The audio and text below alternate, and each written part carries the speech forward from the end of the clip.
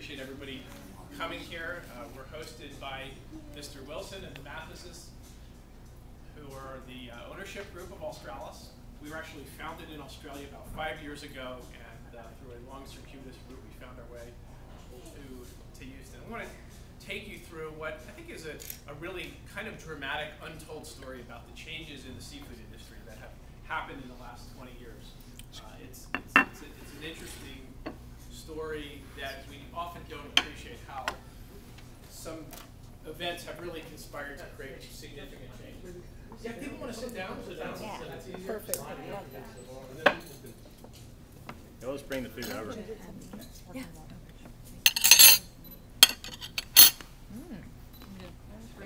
Yeah, let's grab one of these. Which one is this?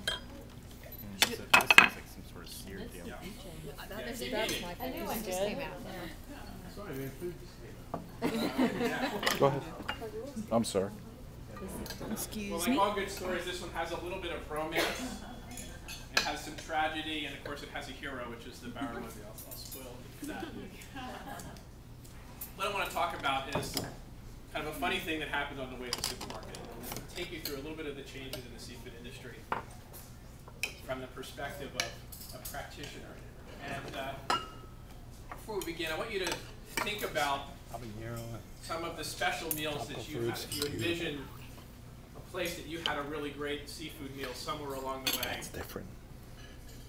Seafood has enormous He just brought variety. something. That's different. Yeah. It brings us to all kinds of beautiful places. And you can kind of envision the sea air and the wind and where you were when you had this special meal. For many of us, it's evocative of childhood and success in early endeavors.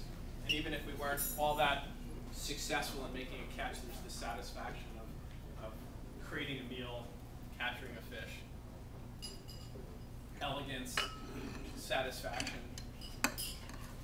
For me, seafood is really evocative of travel, of going to interesting places and having meals that are simple, that are beautiful, that really speak to the simplicity of great ingredients.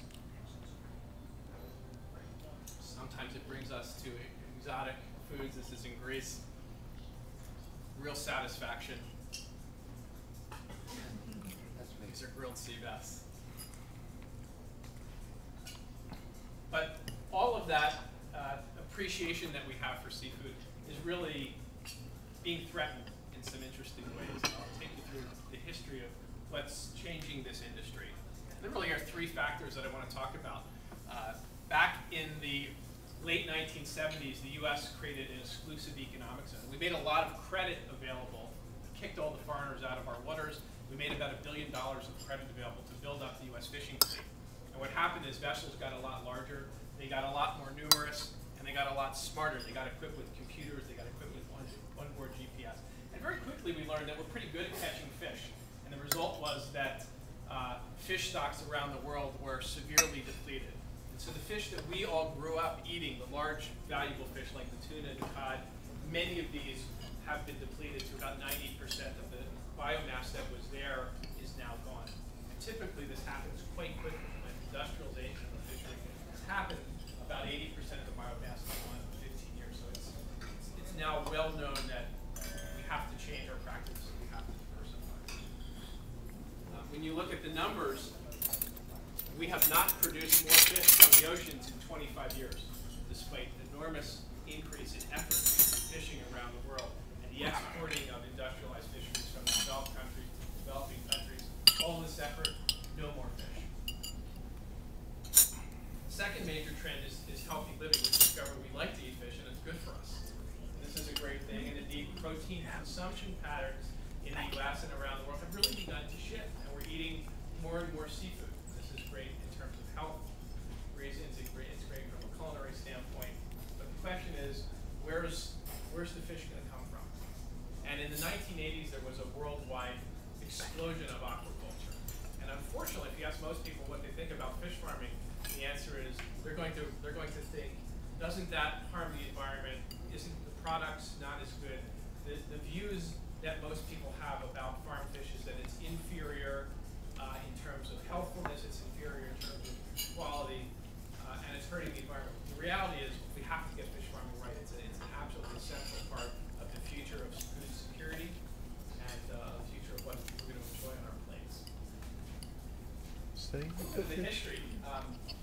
This is a rather boring graph, but I call it perhaps the most dramatic graph in 1,000 years of food history.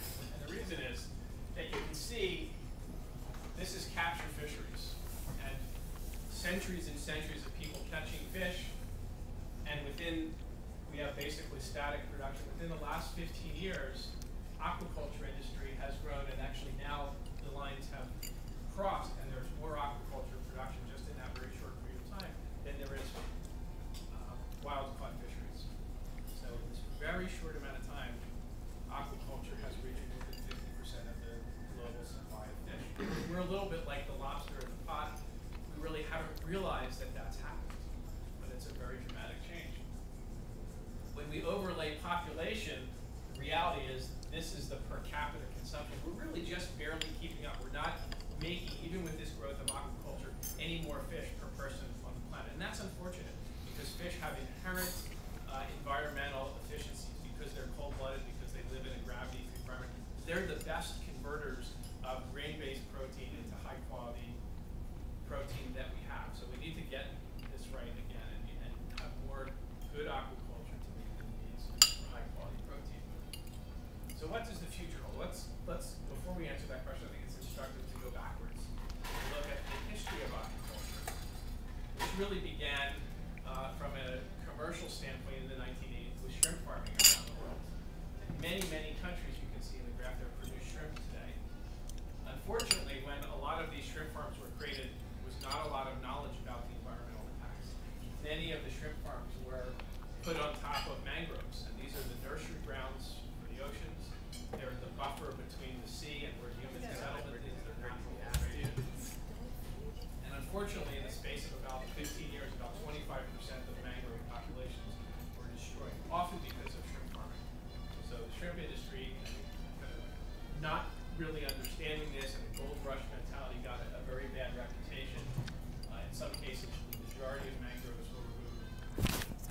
And today, the shrimp farming industry is really in a healing mode and trying to come to grips with this history and to do a better job with more environmental forms of production. In the 1990s, the second wave started with salmon farming, first in Norway and Scotland, and then Chile became a major producer of farmed salmon. And it's great for us. Salmon was on the endangered species list, but today we enjoy relatively inexpensive salmon in abundance on a year-round basis